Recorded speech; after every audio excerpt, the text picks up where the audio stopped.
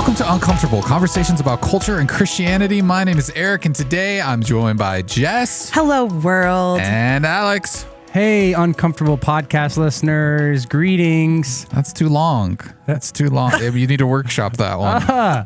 Last week it was not a good enough greeting, and now That's too long. Too long of a greeting. You're like competing with my intro. Love like you know? you two banter sometimes, like two little old men sitting at a chessboard. Why it gotta be old men? I don't know, because it's just a little bit of banter. Okay. We're going to talk about the weather next. That's what we did last week. Yeah, so that would be old men talk. What about those Huskers? Had more rain. Well, I'm glad you're both here. I'm glad you're here, Jess, to Thanks. balance this out. It's like oil and vinegar, and then you got some, I don't know, sugar? Yep. Something. I'm sugar. Nope, not talking to you. Alex heard sugar and he's like, oh, drop my name tag. What? Man, what? Maybe we'll get a voicemail one day asking which spice each of us is. Each of us was a spice. What would it be? That sounds like a great voicemail. But If I was a spice, I'd be, we can't answer peanut that yet, butter. 'cause maybe someone will Is that a spice? call and leave us a voicemail with that. We don't have that one yet, but we do have a voicemail today. We do? We do. We All have right. a Hopefully they tell us voicemail. what spice we are, because I just can't wait to find out. I can't now. wait either. Here it is. Hey, podcast people. I am calling from the great state of Florida. And in Florida, there are many wonderful things to do. But since you all are doing this podcast from Nebraska, I want to hear what are the best things in Nebraska to do. As someone who is from Nebraska, I feel like Nebraska gets a bad rap, but there's nothing to do there. So tell the listeners, what are some good things to do in Nebraska? And maybe why do you choose to live there? So, Oh, easy. thanks, everybody. Cow tipping, husking corn, farming, mowing lawns, drinking water from a hose. I don't know. Hey, Eric doesn't even live there. I don't. Flat I'm roads for miles. I'm in Iowa, so we got way cooler stuff to do over there. Way cooler. Don't you have all that same stuff? What would you say, Jess? How would you answer this question? What are the awesome things about Nebraska? It's flat. It's really flat. I know. At least I got bluffs over there. Yeah, right. What's up? It's almost like prove that Nebraska doesn't stink. Yeah, get on my It level. smells just fine. No, I'm just kidding. But really, We do have sandhills. I mean, if you go, it is interesting. If you go to the, Northwest in Nebraska, which a lot of people don't spend a lot of time there, Valentine, and you can go.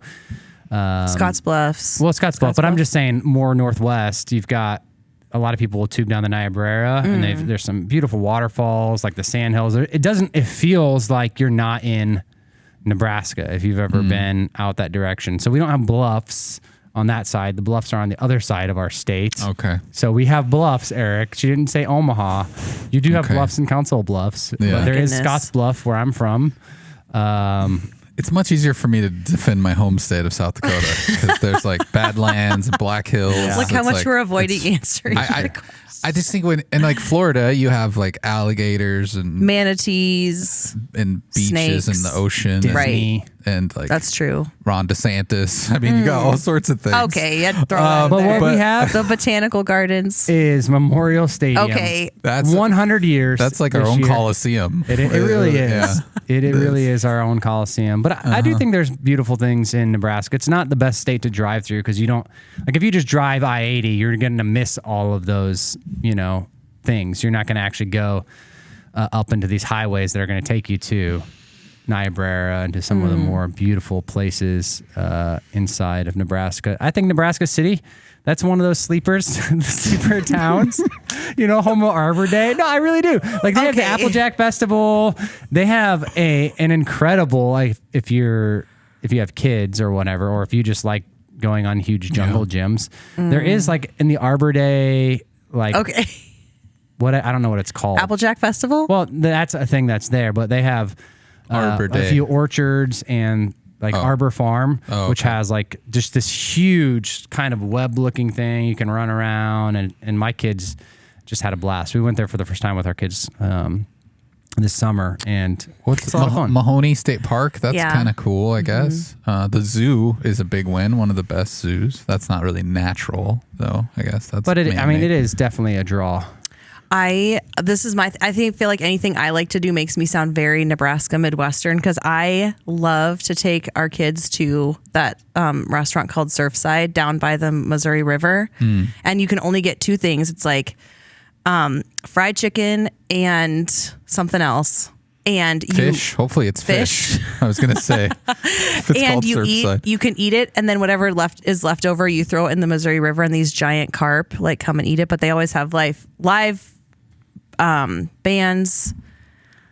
It's fun. Like there's little hidden gems. Have you guys ever been to the Alpine Inn? Yeah, definitely. Yeah, is that still where open? it's like cash or check only? Yeah, it's still closed. open. Oh. Nope, open. And that's they the place sold where it you to another family throw member. the chicken bones out of the raccoons. Yeah, raccoons eat. See anything? I'm like, That wow, sounds what like a something Midwestern Floridans girl. would like to do, like is eat fried chicken and feed raccoons. I think. I know. So you can And- do lots of stuff. Let's not forget. I think it's a quarter mile from producer Austin's house. Not to yeah. dox him, Oh. but is the world's largest Hy-Vee.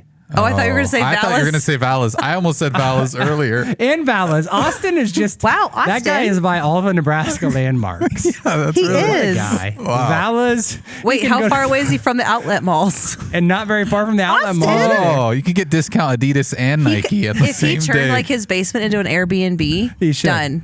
He should. It'd be rented out all year. He had a old grain silo that I wish he would have turned into an Airbnb on his property. That's a guy that needs a pool out there. yeah, That's true. that would have been good. So there's a lot to like. I don't I don't know if we've sold anybody on Nebraska though. From the reflecting people are on nice here unless you're on the interstate. Like then they're all just awful people. But other than the interstate, everybody's really friendly, cordial, and then they take out all their aggression on you when you're driving.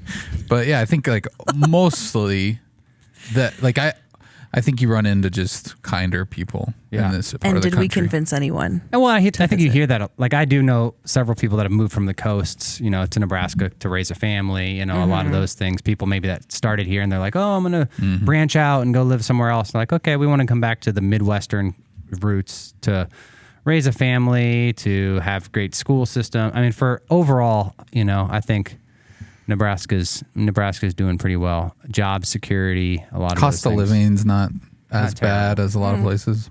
We don't coast. Taxes aren't That's what fun, I've though. heard too. Yeah, we and don't it's not coast. for everyone. That's another thing I've heard about Nebraska. Amen. So Wow. thanks for the voicemail. That's always helpful if you want to leave a voicemail and ask us something maybe about which spice we are, because I'm still thinking about that.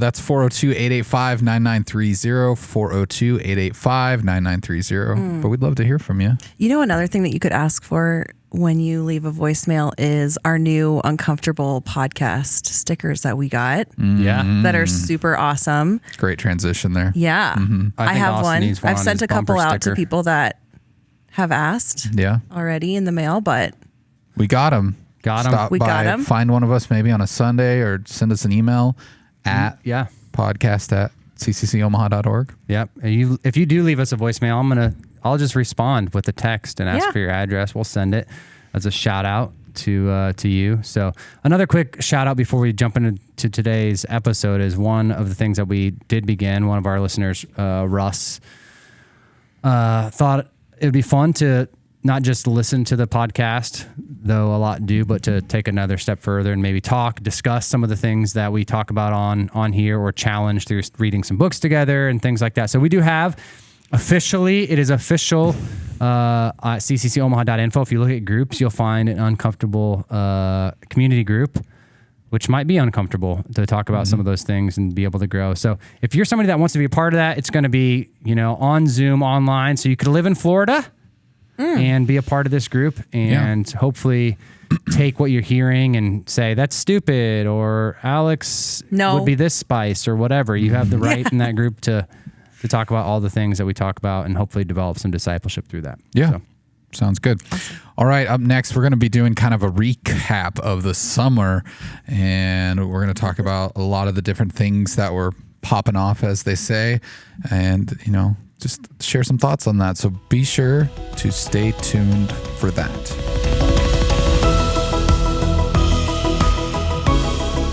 Today, we're going to recap the summer. There was a lot of headlines floating around, flying around, zooming past our heads, and we missed a lot of it with our break. We were gone for about 5 weeks or something like that.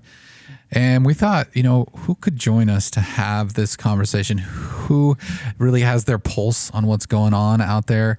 And we thought Grace Sadler, our ministry arts assistant. Hey. Alex, you mentioned earlier, we affectionately kind of call her our ministry arts mom, I guess. That's really sweet. Grace keeps us all on task and knows what's going on. And I don't even know what you do granularly. I just know what you do is important, and we probably wouldn't function without it. Well, I appreciate that. I keep you guys in line so I can keep myself in line. Oh, okay. Amen. So. And some have said she's probably one of the luckiest staff members on staff because Eric and I have offices. Mm-hmm. Unfortunately, Grace doesn't, and she offices right outside. Like, she's in the hallway between Eric and I, so she sometimes is the person that gets to hear our bad jokes, or I are the one who leans in and goes, I can hear what you guys are saying. You might want to shut the door. But I always say I won't repeat anything. Secret's safe with me. So we know we have a safe person in Grace, and that's why she's able to be on the podcast. So thanks, Grace. A little fun fact, Tim offered to build me a cubicle.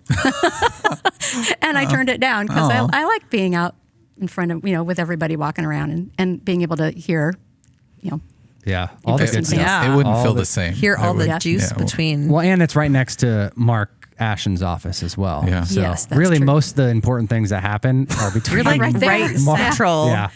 Yeah, and Right then in I the get middle of live it all. music with Ryan next door. Oh so yeah. Yeah, and Steve Yost is not far. So it's Wow. all there. Yeah. It's a really great spot. Lucky gal. I know. Yes. What a Yes, lucky I gal. All right, so we're bringing back the boot, and if you're not familiar with the boot, it's this big, garish Pewter? cowboy boot made out of pewter. Is that? I don't know. Is it? Maybe. I don't know. It's got a noisy spur on it, so if you hear that, that's what that is. And how we usually do this is we draw out of here, and we just talk about the thing that is on the paper. So Grace, since you're our guest, we're going to start with you. Okay. And if you have something to add, I'd say that's the rules. You can talk about it. If you're not familiar with it, we'll just move on, or other people will talk about that subject. But these are we'll all talk about all like headlines. We'll all talk From the about it. summer. Yes, we're all From going the to cover it. summer. So whatever Grace Exciting. draws. Here it is. Oh gosh. What a I'm kickoff. I knew this was going to be a Taylor Swift tour. Oh, Taylor And Swift. Taylor Swift. I'm embarrassed to say I am not a Swiftie. However, I have come to appreciate her talent and her just the way that she is, her commitment to her art and to her fans, and I'm impressed with her. all right. That's good. Is anyone? I'm impressed that you knew the term Swiftie. So that's Yeah, that's like, Swiftie. Yeah, Oh, good.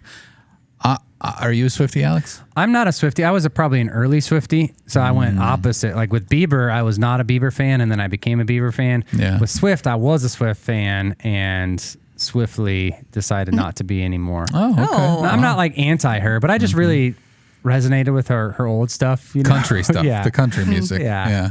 But definitely, no doubt, the hottest ticket in town, and every town this summer. Like that tour, I think sold out almost instantly. There's a lot of Caused controversy. an earthquake at Yeah. one point. Yeah. With all the people in the Controversy around. I mean, it's unfortunate.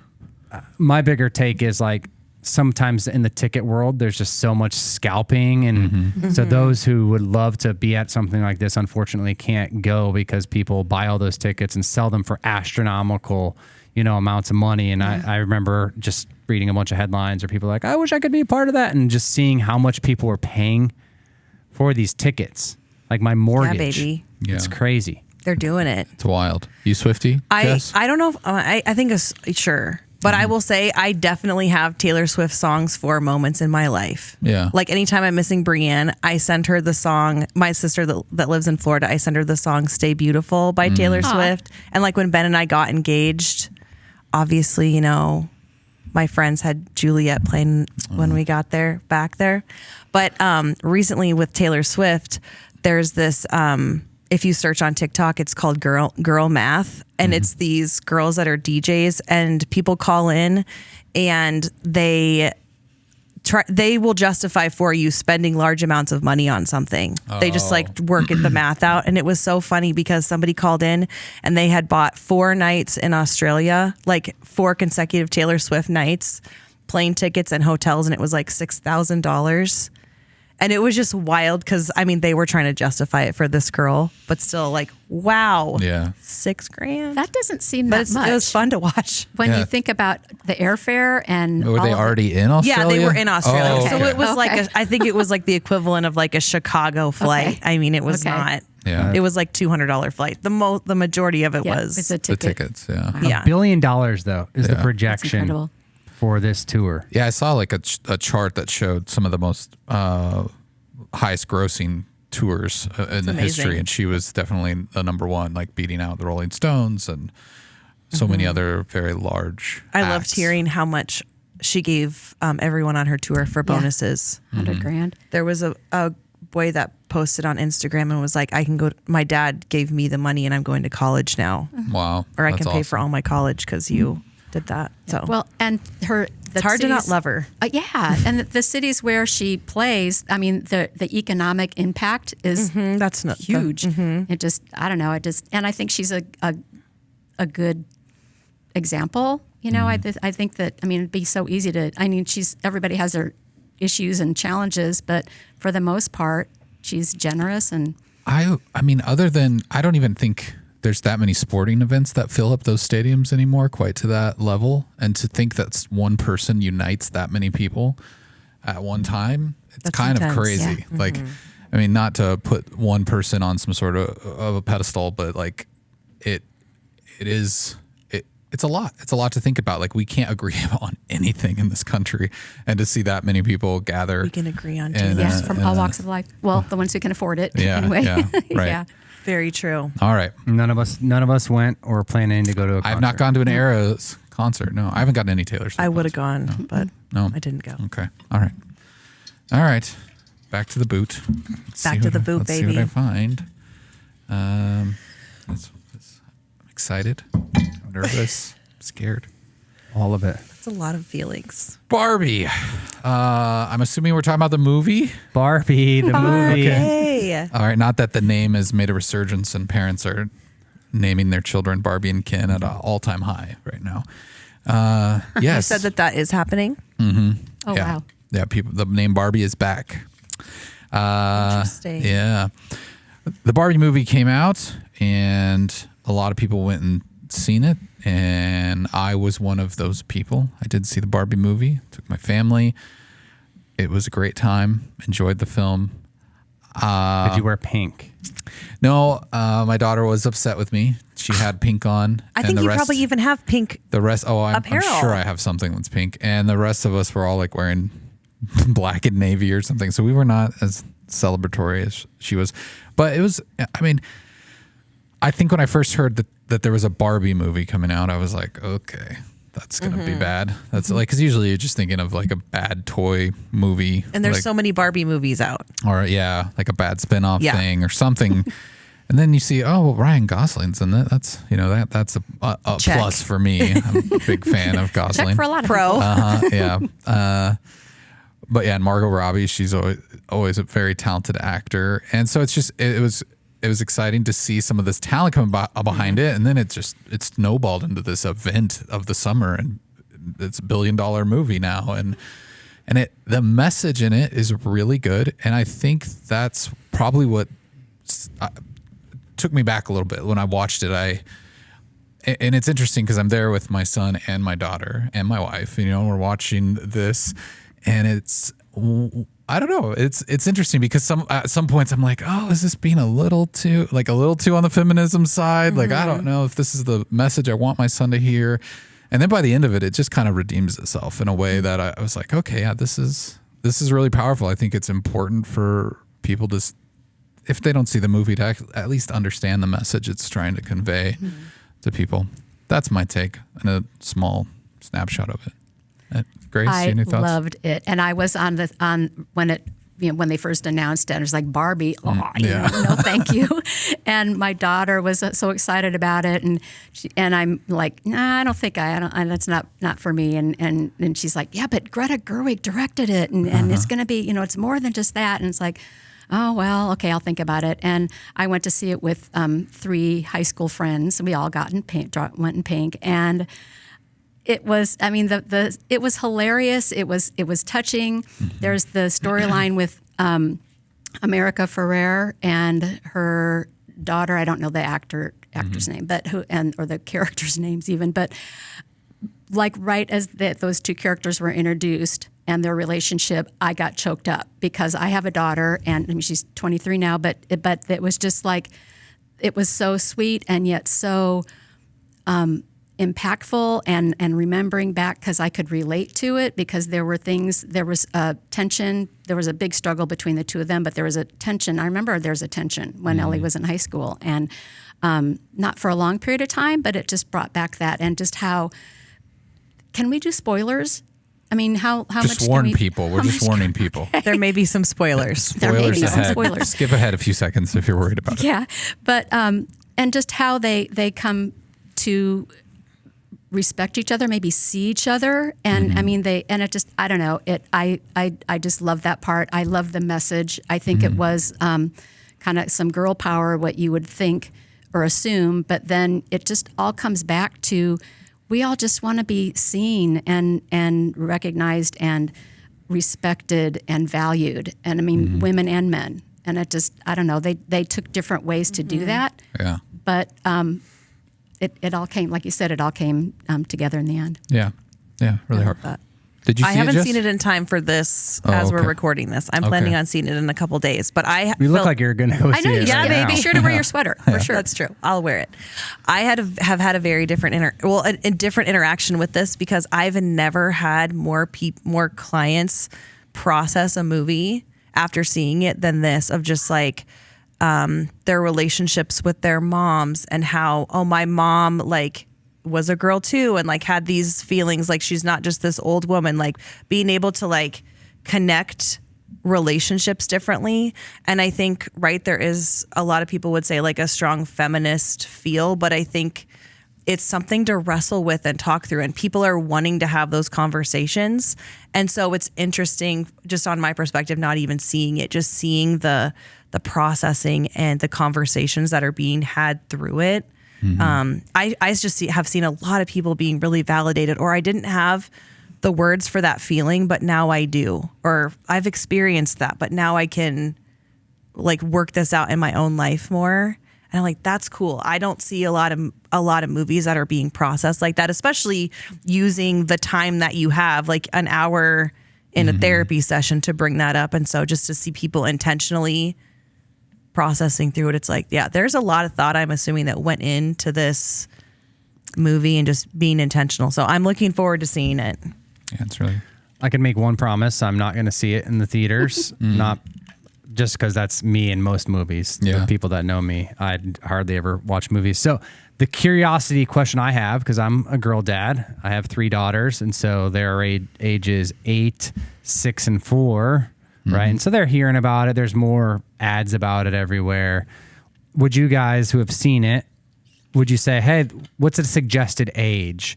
You know, because it sounds like maybe there's some good things. I don't even know what it's rated technically. 13. I guess like PG-13. Yeah. So obviously that's already telling you. that's telling us that. But what would you say? And it probably is maturity level, all Yeah. those kind of things. But It depends on your I would say the 8-year-old possibly, but not the 6 or the 4. But is that 6 and 4? yep. And it really depends on her, and it depends on, because I think on the surface it's an entertaining movie for even if people who don't really want to go that deep, or even are aware of it's going deep. So I think it would be fun, but I can't remember if there's. I mean, if it's PG-13, that means there's something in there, and maybe it's not appropriate for an 8-year-old girl. There's probably there's several language. innuendos and things like that, but Yeah, it's that might kind go of over her that. head, Yeah, it'd probably go over the head of most kids. I'd watch it first, and then invite her to watch it if you can handle watching it again with her. But yeah. And I think that's just sound advice. I think sound parenting advice when you've got kids that are that young is to make sure you're kind of. I was gonna say, watching don't things you like that. watch a lot of stuff before you show your kids? Yeah, typically. Yeah. So, well, there Good it is, question. Barbie. I wanted there was one quote in there. So I got to find it. There it is. So the creator of Barbie is played by Rhea Perlman, and she just has a few cameo shots, but she kind of comes back in the end, and it helps to tie things up. And she, at some point, she says, "We mothers stand still so our daughters can look back and see how far they have come."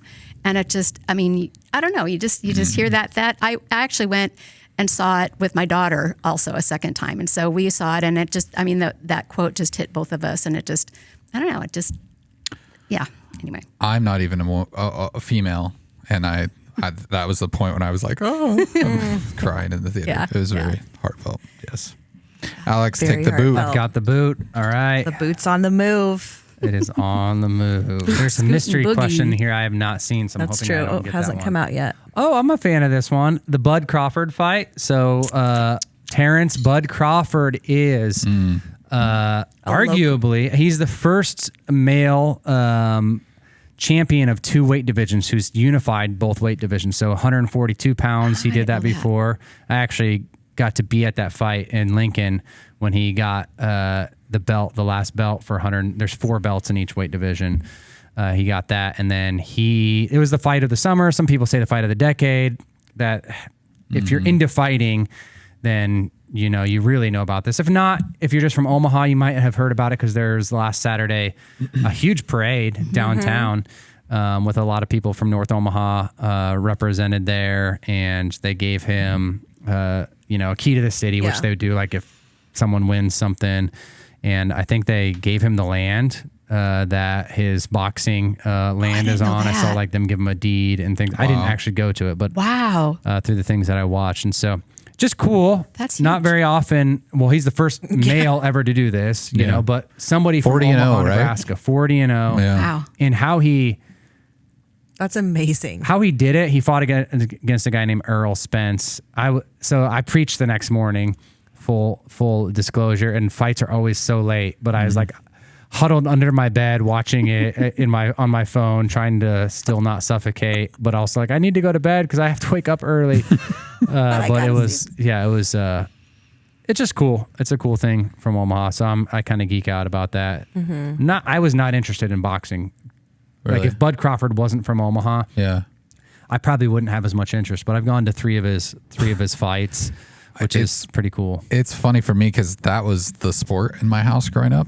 We didn't watch Boxing? football. We didn't watch basketball. We didn't watch anything other than boxing. And when boxing was on, you didn't talk. You didn't walk in front of the TV. Like I remember crawling on the floor to get past the TV when my dad was watching boxing. And it's just one of those things. Like that was what I grew up watching, and so I was always kind of a fan from a distance. And then kind of a similar experience when I started hearing about Bud, and I'm like, what? Who's this guy? And just he's so technical, and he just picks his opponents apart. And it's not because a lot of times I think when people hear boxing, they're like, oh, that's just Neanderthals going into a ring and beating up on each other. And okay, there's probably a certain amount of that, but still he is so methodical, and you can tell that it's all strategy for him, the way he watches fight tape of his opponents and prepares for those fights. And then you just watch him he always kind of does poorly in the first couple rounds, and at least from a rating standpoint, and then our judges standpoint rather. And you just know that what he's doing is he's just downloading all that info from his opponent, and then he comes back and just pulls them apart. But anyways, as a boxing fan, it's pretty cool to have someone locally who's making that sport known. And it's probably like a soapbox thing because I don't really like MMA. I'm more on the like, oh, that's the more just tear each other apart in a cage. I don't really love watching that. And isn't it fake anyway? No, that you're thinking of WWE. Oh, okay. Yeah, but there are some people that do both. Yeah.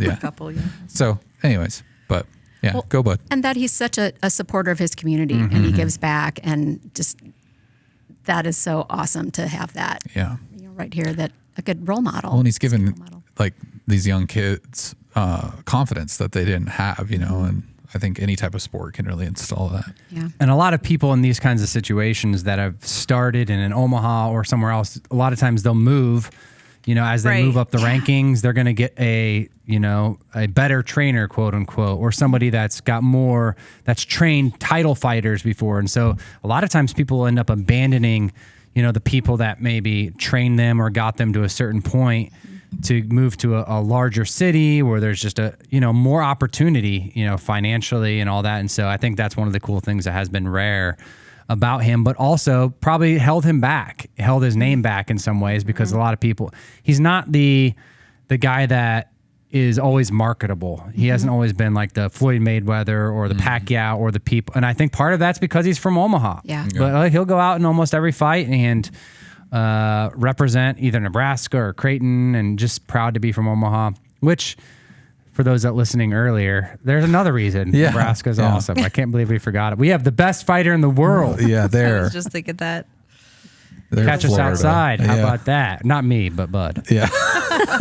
And there's a cool redemptive story too. It is. To his mom and his relationship. Yeah. And so that's pretty cool as well. Just to hear his story it's heartbreaking. Just the way his mom, because wasn't it, I don't know at all, but it's something to the effect of she didn't really show him love. Yeah. And she would pay kids to beat him, to fight him. Yeah. And it kind of made him what he is today, but still that doesn't mean that there is not a lot of baggage. He was on Good Morning America after that win, and they were talking to him about that, and he was saying how, no, that's not the way I treat my kids now. Yeah. But a lot of it is that's what been kind of documented, made him. and him and his mom have a great relationship today. And That's good. so it is a lot of cool stuff in that story. Yes. So Jess, grab that boot.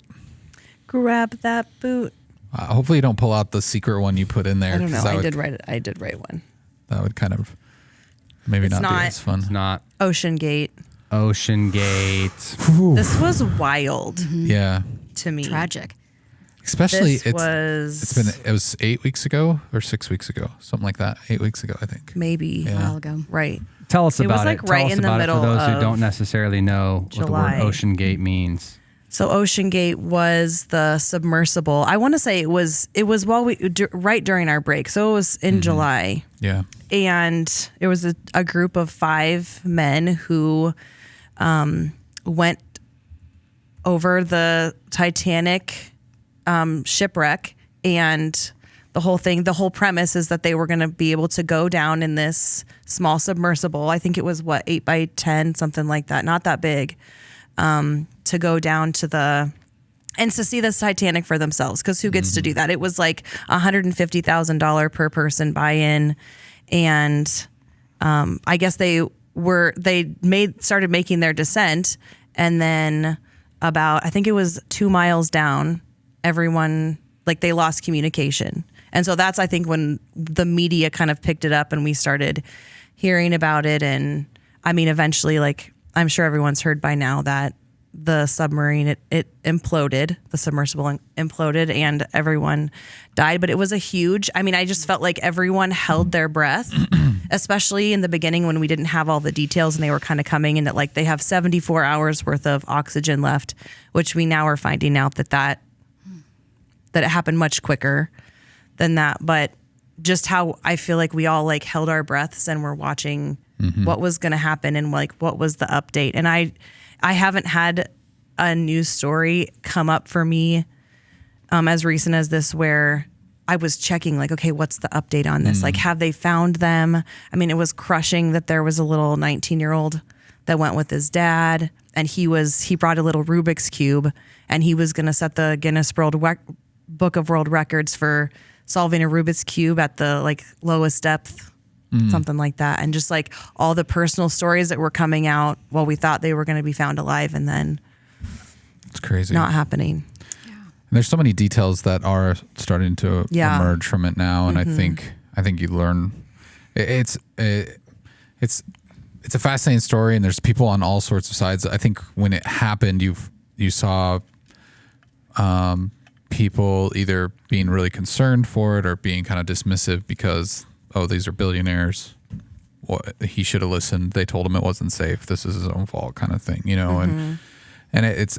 I mean, it's a human life. It's one of those things we can't just act like that there wasn't value there. And I think that's really important to remember. But it also shows kind of some of the arrogance that comes along with that type of wealth, and to think that you are kind of just can do what you want to do and not listen to people who know things, other than you. And it makes it a very interesting dichotomy. I was watching something recently that was kind of dissecting what happened, and it was because the vessel was made up of 2 ends of titanium, and then it was like filament and carbon fiber in the center. And they said that what happened is this was like the 5th time it had gone down, and so every time it was weakening. And so when they were down there at, who knows, like almost 2 miles, when they started to hear all this noise, like it was starting to crinkle, and they're communicating back up to the mothership. And they said that it sounds like what happened, at least the timeline of events, is they were trying to lighten their release the I don't remember what it's called, but the things that hold it down pretty much so that they could resurface. But they were like burning through all their energy with trying to get the motors to get it to go up, and it still wasn't. It only had moved like, I don't know, 80 meters or something like that. It hadn't gone very far. And so, but they said at one point, then once they lost all power, it just started to do a nosedive. Yeah. So they said there was at least a minute where there was probably a lot of terror in that thing, where they would have all fallen towards the front of the nose of the vessel and fell for probably about a mile or so before it just imploded. Wow. And so it's just, I mean, it's a crazy story. It is. But anything else to add? Nope. I think it's sad. It is sad. Yeah. But Grace, save us from the sadness and pull something. It is very hopefully sad. Get a lighter topic out of the boot, so we can. What did we get? Try that in a small town. Uh-oh. Right out of this cowboy boot, too. Should I get another one? Nope. Help us understand. Can we trade it out? No trading. Can we redraw? Now, you're a big Jason Aldean fan, is what I hear, Grace. That's why you're on today. She says who. So this song was charting over the summer, and it's from country artist Jason Aldean. This song seemed to resonate with a lot of people. A lot of people were pretty excited about that, especially people from a small town. So what are our thoughts? Do you have any thoughts that you want to share, Grace, or you want someone else to start? You can pass it off if you want. I think I'll you gonna defer? Yeah. I mean, I'll join in, but I think because I have certain ideas about things, but I don't know if I want to be the first to go. Alex, are you a big Jason Aldean fan? I'm a country fan. Yeah. So like I know who Jason Aldean is, and so it wasn't.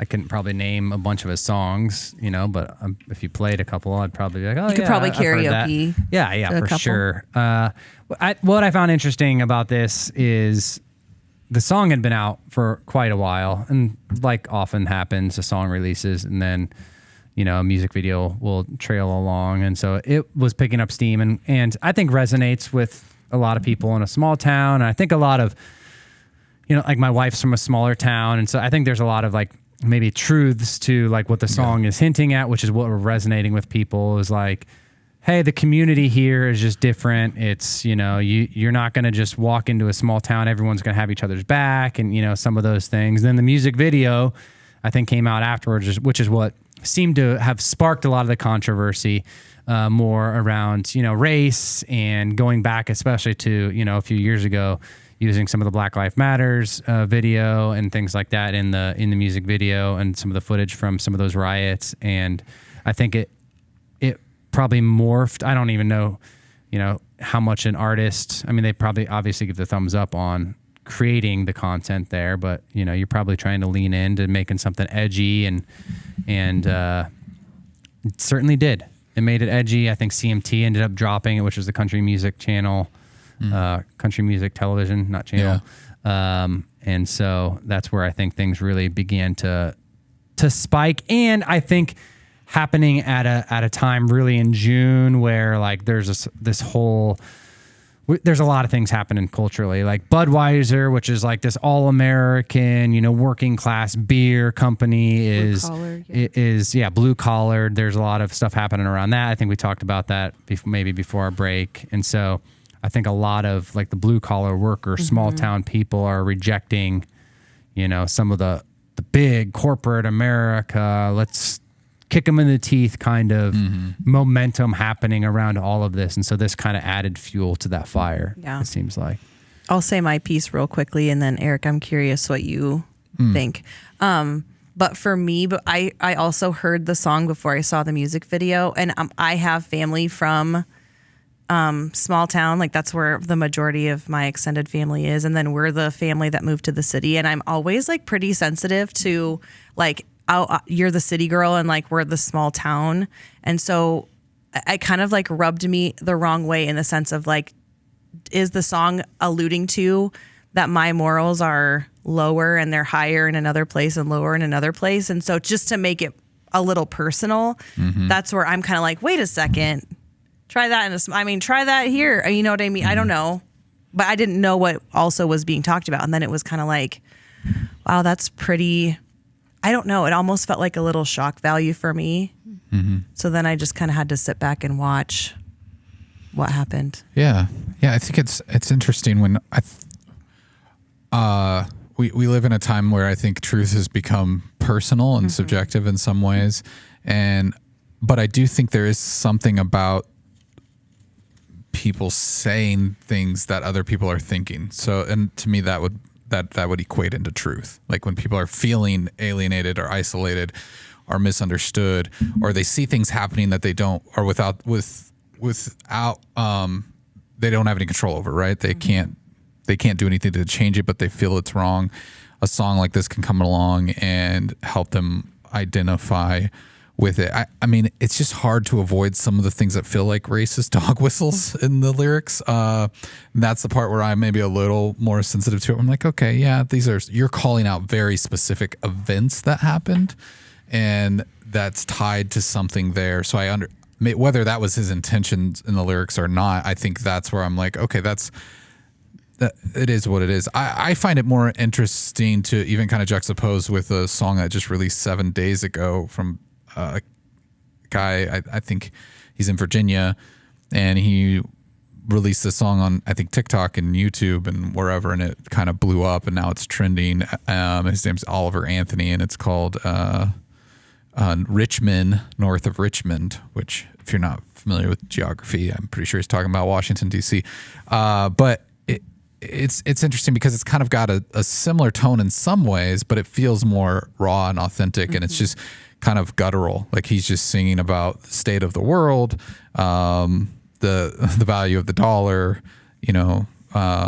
people, just things that, again, it's like it's truth being spoken, and I think it's definitely his truth, and like people are just going to resonate with that. I think that's why hip hop got so popular early on, was because these people are speaking out from their life experiences, and you couldn't help but others couldn't help but relate to it. And so when you look at like country music, where Jason Aldean kind of represents this very sterilized pop country aesthetic, hearing something that sounds so raw and unedited and just coming from this guy's soul in a lot of ways is much more interesting to me, at least, whether I agree with everything or not. I get that. I mean, it's more of a lament, maybe. Getting back to Jason Aldean, I think the thing that struck me with a sour note is the backdrop of his video. Was, I mean, filmed at that courthouse where lynching took place. I mean, it just, of all of the places to film something, you would think that the people who are scouting the sites would have known the history, would have checked things out. I would find that hard to believe if they didn't. And so to go ahead with that, I think that might have ignited the really big backlash, because there was those lyrics, but then the lyrics are set with the backdrop of that place.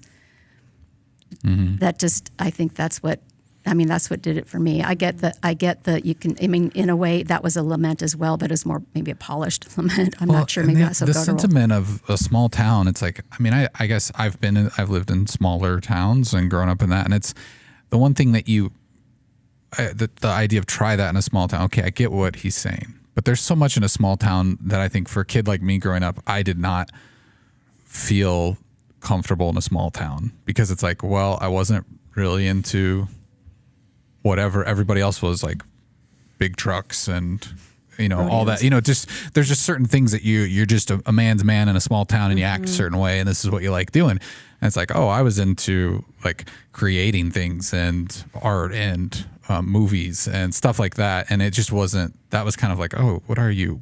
You know, you'd get called gay all the time, or you'd get called whatever because you didn't fit the mold of the small town. And so I think, to me, this song, I just look at it as the opposite. I'm like, well, try anything other than being Jason Aldean in a small town. You're not going to fit. And so that's maybe my own personal experience, and I'm sure others will speak against that and say that's not how it is. And I understand, but it's just one of those things where when you felt like you didn't fit the mold of the small town, you really couldn't try much because you weren't accepted. You weren't, you made others feel uncomfortable. And so I think it's one of those things that's, I don't know, it can be a sensitive subject if you really dive into it. Yeah, and it certainly resonates. And I think it's a big part of the whole machine of entertainment and music. I think one of the things that sets Taylor Swift apart from a lot of artists is she's still writing her own songs for the most part and playing them. He didn't even write this song. So most people don't even know that Jason Aldean didn't write the song. And that happens for a lot of different artists. Like maybe someone else will popularize a song that a lesser known artist wrote, or there's people that are helping write these songs and part of culture. And I'm not at all, because he didn't write it, saying that he shouldn't. I mean, that's most of country music, but and most of a lot of music, a lot of pop music and stuff. Yeah, as well. I mean, once I found out the Backstreet Boys didn't write all their own songs, that they were like made in a laboratory, to sell records to teenage girls. AI. So there's definitely a part of us that we know when to reach into controversy and how it's going to spark things, and I think this was one of those that Marketing ploy. Yeah, for sure. Definitely put him more on the map than probably he ever has been, and it's going to be polarizing. For sure. Yeah. All right, we're getting low on things in the boot here. I got to dig down into the toes. Oh, is it sweaty? Smelly part of the boot.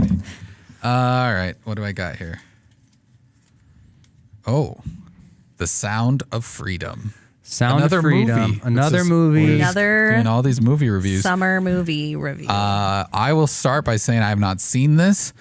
I just saw the trailer, and then I saw the discussion around it, and with everything that happened during the pandemic and QAnon and the misinformation about human trafficking that's been going on, I definitely saw some red flags, but I do not feel comfortable saying that that's what this movie is about because I have not seen it. But I guess I didn't not see it for that reason. I don't know. I was just maybe wanting to avoid it for the time. I might watch it on streaming services later and form an opinion at that point. Has anyone seen it? I have not. I have seen it. Oh, Alex, there we go. Yes. Did you see the guy that doesn't watch movies? Did you see it in the theater? I've seen The Sound of Music. Sorry. That's not what we're talking about. I have not ever seen The Sound of Music. So I saw the movie, and it's not out on streaming yet. You're red. So I like want to fan you. Sorry, I just Sound of Freedom Grace people just are really gonna wanted hate to me. know how you saw it. That's all. And then different movie. Anyway, so Sound of Freedom, I did end up watching it mostly because I knew like people have recommended it all summer. I think especially in the church world, after I preached one, message, somebody was like, hey, if you really care about justice and things like that, then we need to be, promoting this movie. And again, I hadn't gone and seen it because I just hardly ever go see movies. And so I finally did see it. And it was a difficult movie. There's a lot of stereotypes that I heard from people on both kind of persuasions, people that were like, oh, this is like a huge QAnon thing and a lot of bad information and things like that, or it's just a religious movie. And really, there wasn't a lot of scriptural or religious overtone at all in the movie. It's based on a true story of an FBI agent who ended up going and trying to help, he ended up quitting his job basically to end up trying to help free kids from trafficking situations. And I mean, as a parent, like I watched it and like it was hard to sleep that night because there's a part of it that's like, hey, this is a reality, and it kind of fell away from some of the tropes that are out there of like someone's just driving around in a van. Like I remember as a kid, like someone's driving around handing out free candy and like a lot of those things of like watch out, create fear mongering kind of stuff. And it was definitely different than that. I mean, it leaned into, building trust with a family and a lot of places that I've unfortunately through doing ministry and having siblings in the foster care system, seen how grooming has happened. And unfortunately, it's happened in the church world too, which is absolutely disgusting. So those who don't want to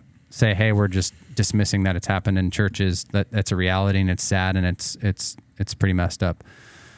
But it really did lean into, a justice mission of, somebody being able to go and help in an isolated incident. And I think raise a lot of awareness for the reality of child trafficking specifically. But we've had conversations even on this podcast with Julie from Restored Wings about these realities that a lot of times we just want to act like aren't there. And I think and Eric's talked about this before, when the Super Bowl becomes one of those big things that we talk about and just kind of masks and hides. That's not even really where it's happening, and it just shoves that into a corner.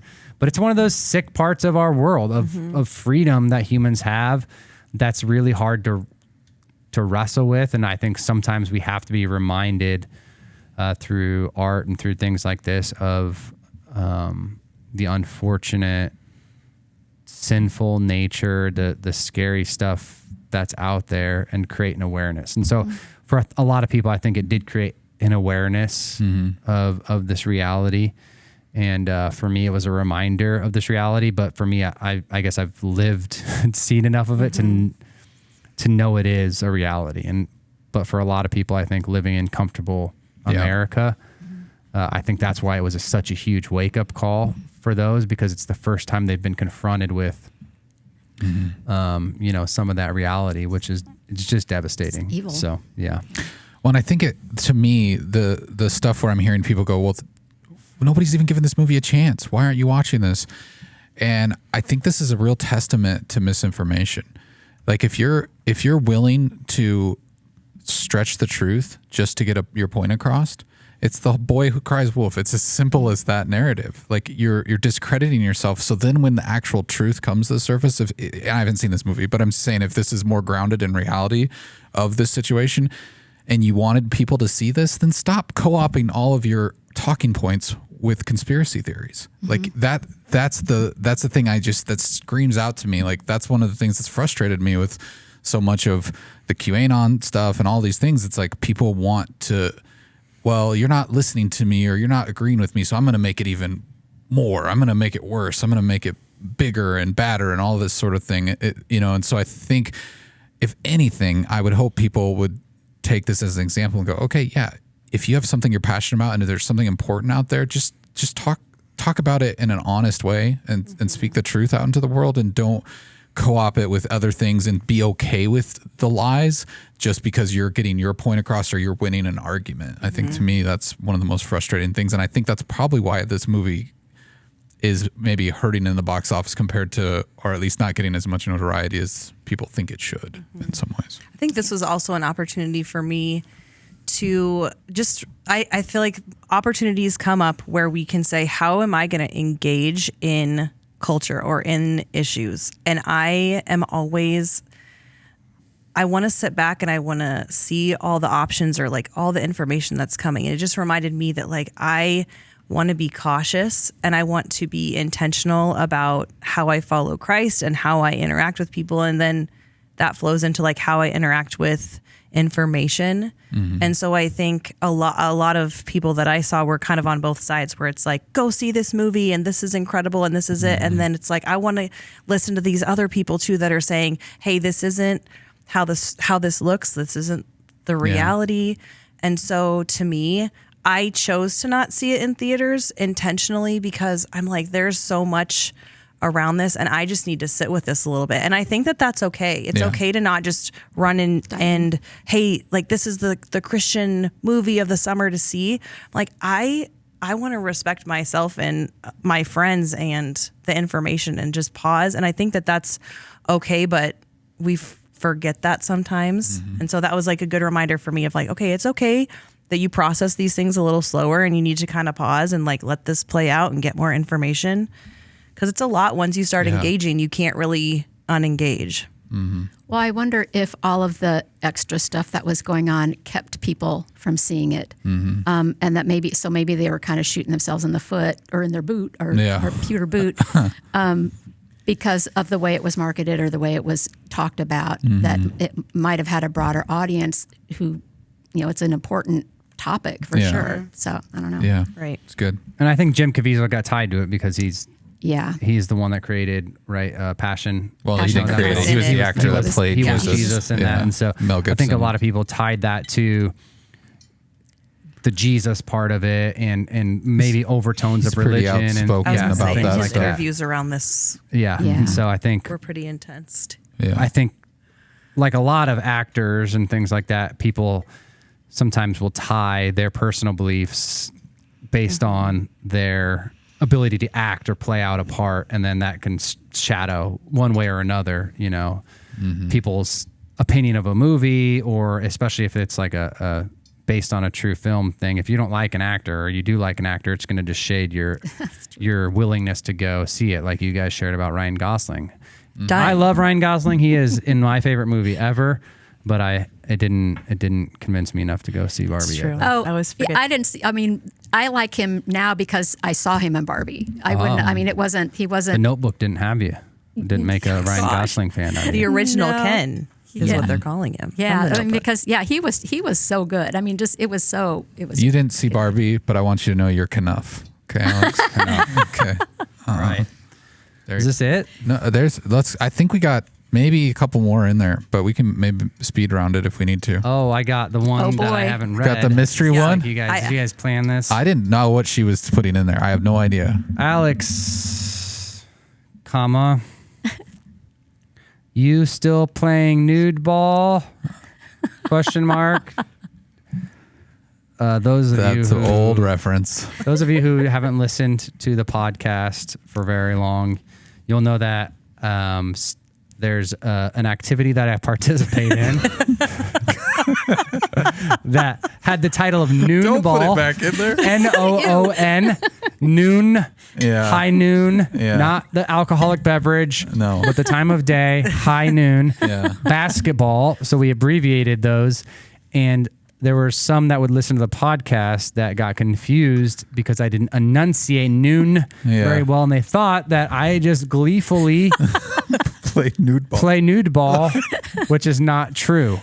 But I we've never never did actually play nude seen ball. Yeah. it I ourselves, never so. have played nude ball. But in fact, the good news. That's quite. The good news that has delivered us from hopefully the controversy and even my ability to have a Freudian slip, though I didn't.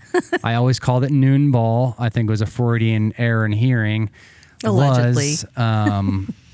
We now play at 11:30. So it's 11:30 ball doesn't have quite the same ring. So it doesn't have the same ring, but it does clear up a lot of Confusion. the misinformation that is out there that has traveled over the internet and things like that. And so Okay. All right. thank you for allowing me, Jess, that moment to continue to clear I that get up. it now though, because that was the first time that came up was from a boot episode where we Yes, pulled it was. Listeners submitted the questions. those questions, Yeah, so. and someone was convinced that that's what I like to do in my free time, and it is not. It is not. Right. See what 11:30 ball replaces is. it though. Probably something equally Yeah, let's slightly odd or scandalous. Nope. This is it. This is the last The last thing we're one. talking Dun, about, and dun, it's another dun. summer movie ish that I thoroughly enjoyed. okay. Oppenheimer. Oppenheimer. Wow. It's a long movie. I mean, be 3 prepared. hours, yes. It is lots of dialogue, incredible dialogue, incredible writing. Yeah. But And it's about a solid 3 hours. so yeah, and I mean Cillian Murphy, like the commitment to that role and Goodness gracious. the way he Incredible. his diet to Yeah, an maintain almond a that, day. Yeah, that figure and yeah. I wonder if he's gained weight. I'm since sure then. he has. Yeah. Hope so. He said he wouldn't recommend that diet. Yes. Did you guys all see it? Yeah, loved it. I saw it. Three Yes. Alex. I did not see it. Okay. Alex, So- this is one you should see in the movie theater. Alex, Absolutely, as big a screen as you can. I mean, on a little TV or iPad or whatever. Not so you're saying I shouldn't spend 3 hours hunkered under my bed with my phone. Probably not. I might will pass say, out. just as a disclaimer for the movie, for those that we're telling to go watch it, there is 2 separate scenes where there's like full frontal female nudity. Yeah, that is a warning. But It's kind of that reminder of the Hollywoodification of Rated R. It is of rated R. history. It delves a lot into Oppenheimer's personal life and like kind of telling the story of the man he was. And So who is he? Who is Oppenheimer? Grace, why don't you take it? You're the spoiler. I think he was like almost savantish. I mean, in his capacity for science and for figuring all this stuff out. And one of the questions I'm asking or were asked is, did some of that mask the significance of what they were working on, or maybe the implications of what was going to happen? I mean, or maybe it was just convenient for him to go into that part of his brain and not have to think about the devastation that would occur as a result. Yeah, I mean, he was what was his actual title? I guess a physicist would be what he was. I think so. And then he was part of the team created the nuclear bomb. The atomic bomb? The first. Or atomic bomb, yeah. So, I mean, it covers a lot of his life story. And, I mean, it's a film by Christopher Nolan. It was all, if you want to get real film nerdy, it was filmed on IMAX cameras. And it's the first time that, like, every shot was filmed on IMAX cameras. So, like, if you can see it in an IMAX theater, that's a good way to see it. Yeah. But it has, in strike contrast to Barbie, it has a much more bleak message, I think, for where humanity has come from and where we're headed, and our ability to be destructive for our own selfish reasons sometimes, and also sometimes I think even the lack of. I mean, you can tell Oppenheimer kind of deals with some guilt for those decisions that he made and the thing he created, and just the way that is kind of looked at as not very masculine, or that's whatever, that type of stuff. So I think there's a lot of nuance there. I think they did a good job of not making him out to be the hero of the story by any means, not at but all. he also. You kind of just see the humanity of it and laid out in front of you, all aspects of that. I think it's a great way to look back at history in a different way, because and to re-experience something else that was happening during that time that you aren't really familiar with, and all the details with the government and how different parts were being created in different parts of the country. I just think we don't stop and think about that, but then also, we're looking at the military and all the trauma and PTSD that happened there, but then also seeing back where we're at, like how mental health and like trauma and post-traumatic stress happen, like even in those people too, as they're creating something that the military was going to use. I just think understanding that part of history was just really well told through the cinematography, and the actors were incredible. But yeah, I thought I wasn't paying attention really to the time because the movie went fast for me, but it got to the point where it was the Trinity bomb that they were testing. I mean, that was like the test bomb, and it went off, and I thought for sure they were going to show the 2 bombs on Nagasaki and Hiroshima, and then the credits were going to roll. And there were still like 45 minutes left to the movie, and that for me was a really compelling part, is just seeing the aftermath, not just of the devastation of the bomb, but really the devastation of his life, and how people kind of let him down, and there were other people that went after him because, I mean, kind of for petty things. I think of Robert Downey Jr. and if you need to get Iron Man out of your brain, go see this movie, because he was incredible, and just and there's so many actors that were. It was a smorgasbord of. It was incredible. Rami Malek, holy cow! Josh Hartnett came back after years and years of not filming. Yeah. So it just the aftermath, and how it just kept going, and it's still going today. You know, they kind of the word just left me, but like what happens when something keeps going, like the ripple effect. Thank you. Yeah. Ripple effect is still, there's a ripple effect. I mean, people were concerned about the bomb and all of the devastation there and how that was going to continue to hurt people. But we're seeing it now today, even though there haven't been any more nuclear bombs that have gone off. But we're still in that ripple effect because we're still having to deal with it. It didn't. I don't know. There's a lot of deep. I mean, I've seen it twice. I want to see it again, just to get it more reinforced in my head. Yeah, I think. I mean, if anything, it's a showcase of humanity and like what we're capable of, especially being created by a creator, and we don't really know the links of our ability to create things, and to something like splitting an atom, which just is unfathomable to me. But yeah, we're very uniquely created, and we can use that for good or evil, I think, and that's a very interesting story to learn through this. So. Yeah. Which, I mean, it seems like there's this such contrast to, I mean, the three movies we talked about today, as far as, I mean, $100 million, I think, was the budget for Oppenheimer being filmed with, IMAX cameras and all that kind of stuff. You've got Barbie that's got made over $1 billion in the box office. Sound of Freedom, which was like a $14 million. And I think it's made over $100 million in the box office. But each one of them focuses in, I think, on the core of like the storyline of humanity. Yeah. And the things that are really what end up drawing us in. They each play off of, obviously, our emotional appeal, which I think is part of being made in the image of God, and how you can take two, stories based off of reality and take life lessons from and have learnings and see maybe some of the large flaws of humanity, yet also the hope for humanity. And then you're able to take this fictional character, this little plastic toy that's been around for forever, and still have this redemptive narrative, that takes place in it.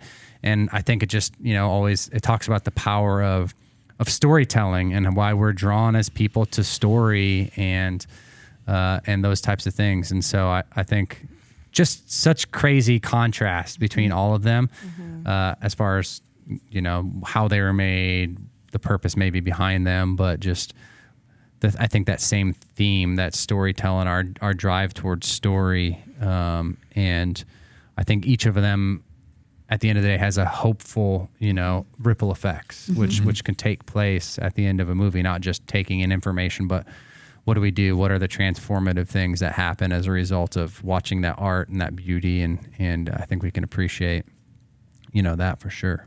I think that's the beauty of it, is it's something that will change people for one way or another, and people don't, and it's a subtle way, or it's not beating you over the head. It's something that you're just watching it, and you're thinking you're consuming entertainment, and at the end you can walk out changed or be passionate about something you didn't realize you were, or I don't know. Interesting. Well, Grace, we've probably spent enough time digging in this boot for things to talk about. Thank you for being here. Thank you. This was fun. It's fun to have a new face around the table with us and all of our random shenanigans that we get into here on the podcast. Thanks. I felt part of the crew. Oh, good. Well, good. Not even your mom figured. Just part of the crew. Great. Yay. Yeah, we're not in trouble, are we, Mom? We saw that rated R movie. I'm worried. You guys did. Yeah, not Alex, for the record. Alex not Mr. Alex. I kept it Christian. He's not grounded. All right. Well, if you have any questions or concerns, or you'd like to pray for us, you can send those to us at podcast@cccomaha.org. That's the email way. Or you can leave us a voicemail at 402-885-9930, and we'd love to hear from you there. But until next time, we'll talk to you then.